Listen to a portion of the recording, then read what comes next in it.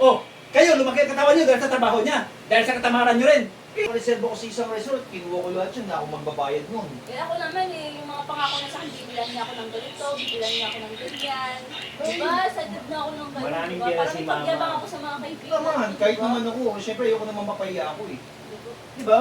Hindi hintayin mo lang ang parating na yun. Tsaka, Ay, sige, hello! Uy, mama! Mama, Kumusta ka naman? Oh, uy, mali ito. Sigurado. Maraming chocolate to. Ma, Ma! punong-puno ng pera to, sigurado. Ay, ma! Alam mo na, yung pangako mo sa akin, bibilan mo ako ng mga mamahalan, yung mga ganda, tapos mga damit na sexy. Payabang naman ako sa kaibigan. Uy, ma, yung ano, nangako na ako sa mga kaibigan ko. Nagpa-reserve na ako ng buong resort, ha. Ayoko mapahiya doon. Tapos bibilan mo pa ako ng mamahalin na relo. Basta, ma, ha? Tapos gold, di ba ma? Yung mga... Huwag mo kakalimutan yung akin, ha. Syempre. Oh. Ano yung ano? Wala akong pera ngayon.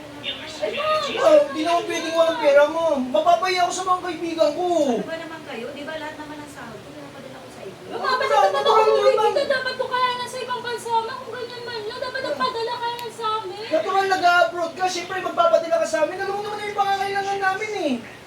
Ano yun naman lahat ng sahod ko, di ba pinapadala ko sa inyo? Natural ma, syempre yung ano ko doon, yung mga barkada ko, nag-aantay yun. Mapapahiya ako. Kaya ngayon kasi nagkasakit pa ako. Hindi pwedeng ganyan, hindi pwedeng. Mana-mana, wala na, huwag naman ganyanan. Ano, pupunta ka rito, magpapabigat ka rito sa amin. Paano yan? Hindi pwedeng yun. Andun tayo ng utang sa ibang bansa eh, para ano eh. Tsaka dapat hindi ka nalang umuwi kung ganyan din. Ang dami ko kayong bayarin ma sa Ma- school. Mapapahiya talaga ako, mapapahiya ako. Anak, may sakit ako. Kaya nga pinauwi na ako kahit 6 months pa dapat ako Sabi naman bago. si mama. Ay, huwag naman ganyan. Ano po kami bibitingin ng ganyan? Para naman ano eh. Ano dito? O ano gagawin natin dito? Magpapabigat ka sa amin? Ano? Paano tayo kakain kung wala kang trabaho? Huwag naman ganyan. Nasaan pala yung tatay niyo? Eh, umalis. Wala na yun. Huwag mong isipin si Papa. Ang inaano namin, yung Ang ikaw. araw-araw namin. Anong gagawin namin yan ma? okay. Ayos ah. Oto. Oh. Di nyo ba alam? Kanina pa ko nakikinig sa labas. Ha? Ano na naman yun? Ano yung sinasabi sa mga kay mama nyo? Ha? Ang kakapal ng mga mukha nyo ah. Ha?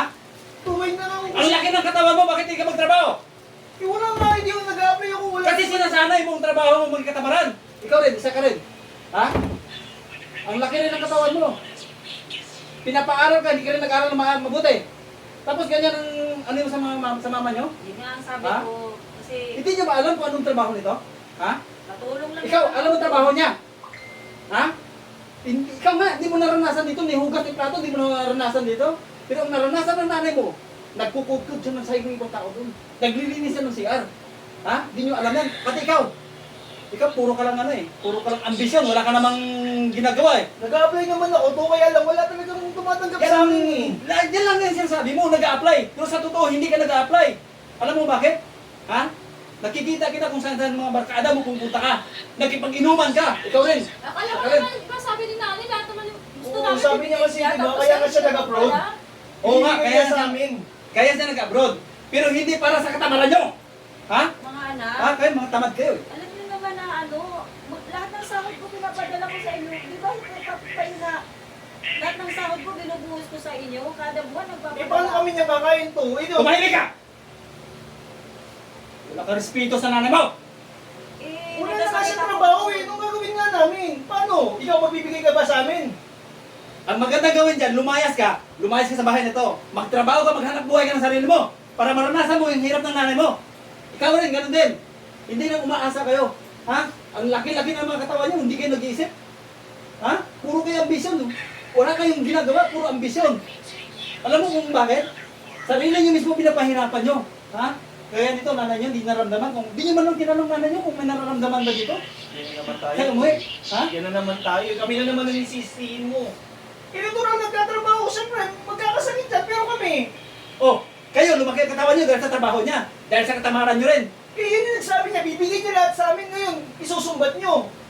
Hindi. Anak, lahat naman binibigay ko sa inyo. Kaso nga lang, nagkasakit ako. Kaya wala akong madadalang pera sa inyo. Eh, pamangan naman kami. Mapapaya ako sa mga kaibigan ko. Mabuti pang kaibigan mo, inaalala mo, pero nanay mo, hindi mo inaalala? Ha? Pagdating mo nagkasakit ka, alalahanin ka ba ng mga kaibigan mo? Ha? Sino mag-aaral ka sa'yo? Ha? Sino mag-aaral ka sa'yo? Sagutin mo ako! Wala kayo na bahala dyan. Ha? Ano naman kayo eh. Ha? Yan ang sinasabi ko sa'yo. Ikaw rin. Alis muna kami. Ha? Alis muna ako. At mabuti pa lumayas ka dito. Magtrabaho kayo! Yan ang sinasabi ko sa'yo eh. Pinalaki mo yung mga anak mo na walang tamang desisyon sa buhay. Tingnan mo, ikaw tunay naghirap. Ha? Dapat nung pa, pinapatrabaho mo yun sila. Alam natin, naaawa na ako sa'yo.